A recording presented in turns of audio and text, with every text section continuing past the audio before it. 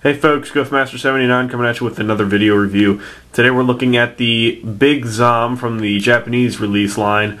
This is probably the biggest mobile armor in the entire MSIA line as far as just sheer bulk. The LMF is getting pretty close, but that's obviously smaller. I mean, overall size, this guy's probably the biggest. Now, he was from the 0079 series, and I think that's the only appearance he ever made. He was the whole Byg Zam project was being developed during the 0079, like I said, that year, and is actually competing with the Opsalis project from 8th MS team, if I remember correctly. But this one obviously beat out the bid, even though it did meet a horrible end. Like I said, this is a big toy. It is fairly articulated for, what articulation it can have, but it's not too bad at all. And I'm going to tell you right off the bat, if you're a Xeon fan and you don't have one of these, what are you doing? Because this thing is just awesome. But yeah, it's huge. I'll give you a quick size comparison. There is a standard Zaku 2 version 1. Here, just the American release deluxe pack one. A lot of people, I figured I put this guy in here because a lot of people will have him. And there's the Big Zam next to a Zaku 2. As you can see, he's itty bitty, and then this guy's really big. So, yeah. I'll go over the articulation as best I can here because I have to use one hand because my tripod. I'm using this really crappy dollar store tripod that I bought. And it doesn't really work too well, but go over the articulation. Maybe I will set the camera down. I might be able to pull this off, actually. So now the only articulation you're going to get is in the hip, like the leg areas. There's nothing up, up here other than this main cannon that can swivel up and down that much. That's all you're getting. Anyway, for the hips, you have ball hinged hips with nice, real thick ratcheting joints. And then outward movement as well. You have a swivel at the hip here, at the hip ball joint. You have ratcheted knees, as you can see. One of his toe missiles fell off. The ankles, or whatever you want to call them, are ball jointed. I guess you could call them ankles. They're on a big, huge ball joint. The toes themselves are on a swivel joint. It looks like they're on a ball joint at first, but be careful because, like Joshua Gandamu says, if you try to pull it downwards, it will snap and break. So this is just on a swivel joint. And all the toe missiles, they do pop out. You got to pull them out physically, but you can see it's like in the show toe missiles. Pretty cool. Those just plug right back in there. So, for this guy, there's not a whole lot of dynamic poses I can see someone doing with it, other than just leaving it on the shelf and looking badass. But then again, this is the Big Zam. Really? Like, who's gonna not want this? You can see it's a little chicken-legged, obviously, because it looks, like I said, looks like a hamburger with legs on it, and I feel like someone should make like a really cool custom where they give this guy big rose arms.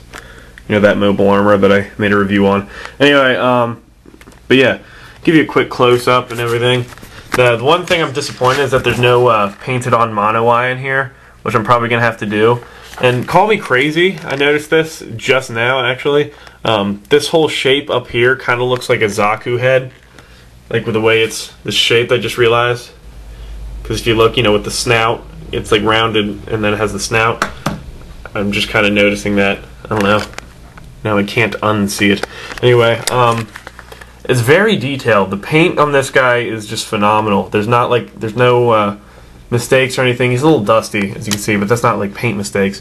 But this guy is just really, really good. I have no complaints about this figure other than the unpainted mono eye. And another thing that I'm not really complaining about, because I don't really use it anyway on the other figures, there's no electronics in this guy. You would think that it being this big and this expensive there'd be some sort of electronics with him, but I guess not.